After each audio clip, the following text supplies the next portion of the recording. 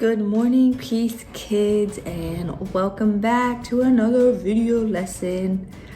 This week we are going to talk about God and his covenant that he made with Abram or Abraham. So some of you may be in church right now since we started Sunday school today, which is so exciting, and I'm so thankful that we're able to do that. But don't worry, I'm here with you guys today. If you weren't able to make it to church, I'll be here every week for a little while. And I'm so excited to dive into this video lesson. We are moving on to Genesis 15. So we started way back in October, September with Genesis 1, and we're already on chapter 15. We're just working our way through the Bible. I have Genesis 15 pulled up right here, and it's actually going to help us through our lesson.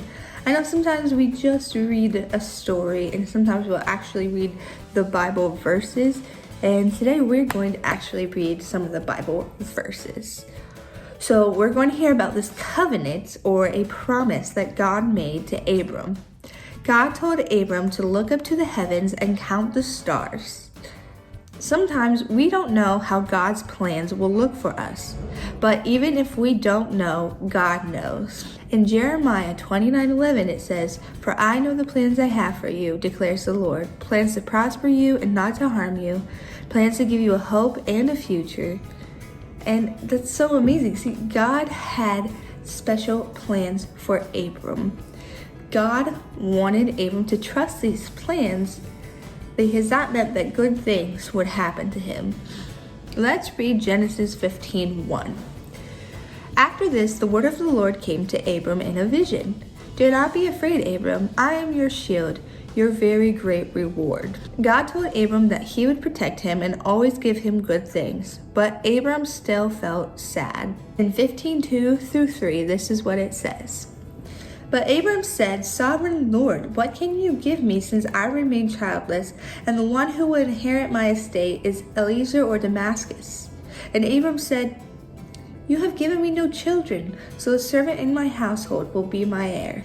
Abram was sad because he didn't think that God would ever give him a son. God understood Abraham's sadness.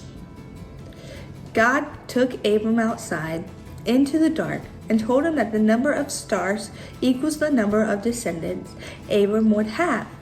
Too many to count. That's a lot. Let's see if there's some things that you guys can count.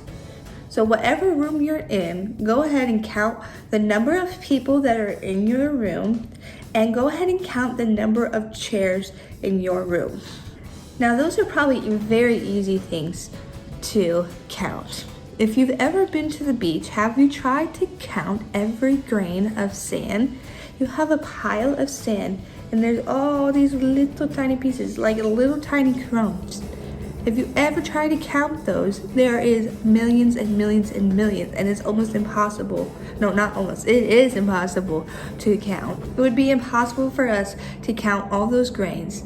That's what God said it was like to Abram. That's how many children, grandchildren, great-grandchildren, and so many more, so many descendants that would be there, so more than Abram can count. Let's see what else God promised.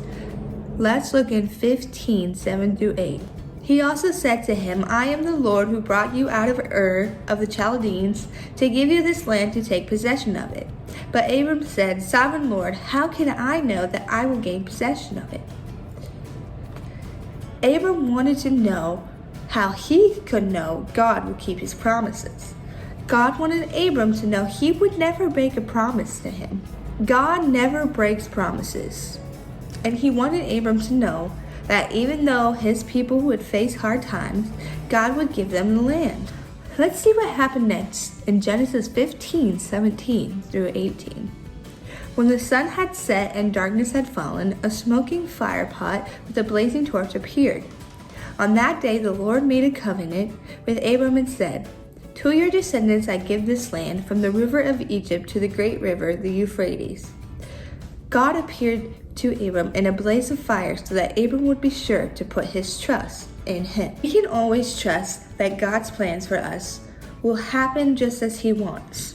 One of the plans that God has for us is to have a relationship with his son, Jesus. God sent Jesus to earth so that we could live with God forever.